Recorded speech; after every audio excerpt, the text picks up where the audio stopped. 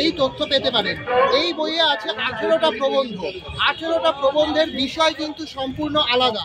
কোনোটায় ইংরেজ আমলে বাঙালিদের কথা, কোনোটায় বর্তমানে বাঙালিদের খেলার জগতে কিভাবে বঞ্চনা করা হয়েছে তার কথা, কোনোটায় রাজনৈতিকভাবে কিভাবে বাঙালিকে পিছিয়ে দেওয়া হয়েছে তার কথা।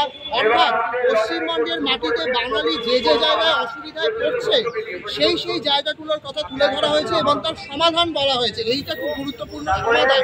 কেউ কিন্তু সমাধান বলে না, বাংলা পক্ষ বলে সমাধান। এছাড়াও আমাদের আরও একটি বই আছে। এই বইয়ের নাম হচ্ছে বয় বাঙালি বয় বাণিজ্য।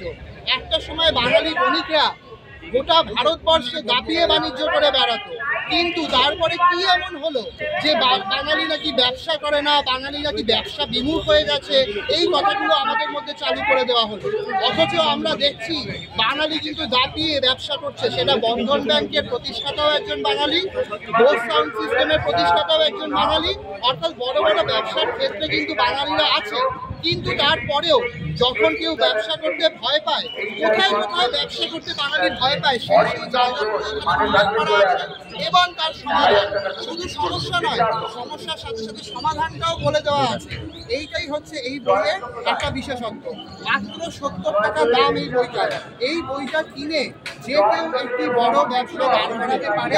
হ্যাঁ, তার জন্য তাকে পরিশ্রম করতে হবে, তার জন্য তাকে লেগে থাকতে হবে, তার জন্য তাকে খাটতে হবে। কিন্তু ডকুমেন্টেশন, জিএসটি থেকে শুরু করে আরো দলিল দস্তাবেজ যা যা দরকার সমস্ত কিছু কিভাবে পাওয়া যাবে, ব্যবসা এভাবে সমস্ত কিছু কিন্তু এই বইটার মাধ্যমে বলা আছে।